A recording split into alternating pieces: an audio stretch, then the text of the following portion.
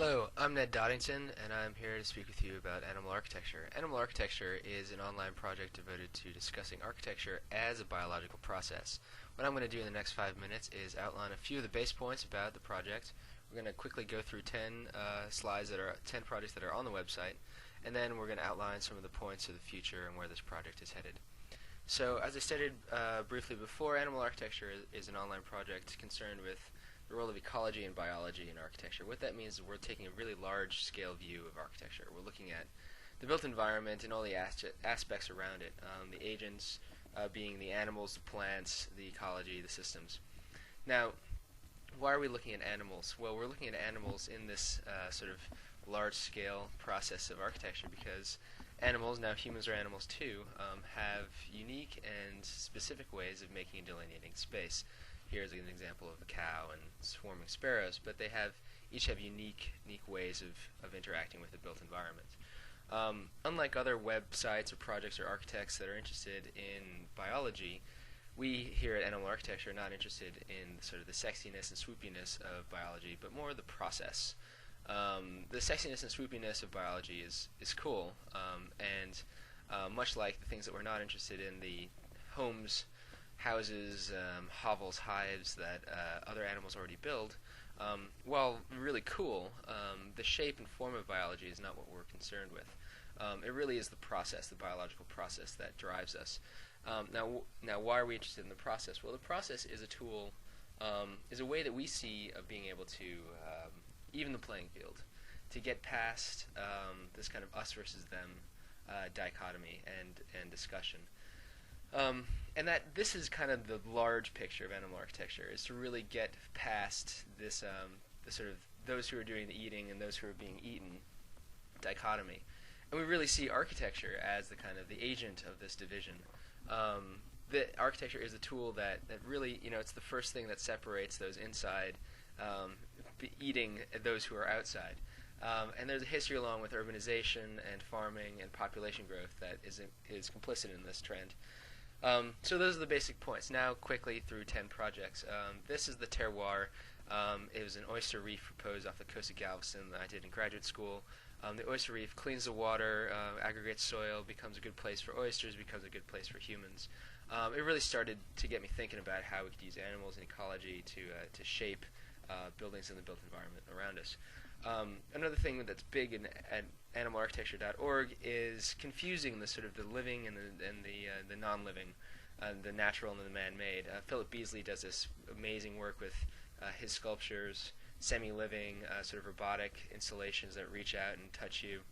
And then this is a project, Polly Lawndale, that I executed at Lawndale in February, where I suspended living grass in nylon stockings and fed with IV indoors. Highly artificial and also definitely alive. So going on, zoos are clearly a big topic at animal architecture. They're a highly searched term. And the Zoo de Vincennes is the most popular of these. What interests us about zoos is that sort of the interface between animals here, those on the inside and those on the outside of the cage. And how we sort of construct environments to view other animals. On the flip side of that coin, we're looking at ooze, which is the inverse of, obviously, the inverse of zoo. Natalie Jeremy Janko is doing some really interesting work with this, talking about that sort of power struggle between those inside and outside of the cage. Animals looking at animals and all sorts of interesting stuff like that. Urban agriculture, right up there with zoos, is a big topic on animal architecture. We're interested in urban agriculture mostly because of certain technological aspects of living sustainably in dense urban environments. We're a big fan of urbanism, and so the technology of green roofs and sort of urban agriculture is something that we're quite interested in reporting on. As we're talking about biological process, we're interested in how humans can sort of interact with these sort of natural environments in a more strategic way. This is a beehive and bug hotel is proposed for London, and this project right up here, Urban Aries, is a currently active project based in Houston. We're looking to engage the migratory indigenous bird species in Houston to help us define and create sort of temporary structures for them, tap into that sort of ecological resource, and make Houston an even more lively downtown area. Now, these next two projects are really going forward where we think we're headed. And that's building like animals, and then you'll see in the next slide is building with animals. Starn Brothers are doing some amazing work currently at the Met this summer with bamboo. They're using a highly flexible temporary structure to really engage these kind of ideas of how animals can build and do build. And then this gentleman, Anton Garcia Abril in Spain, is actually engaging other animals to help him construct houses. Here you can see there's a cow that's kind of excavated the inside of this house.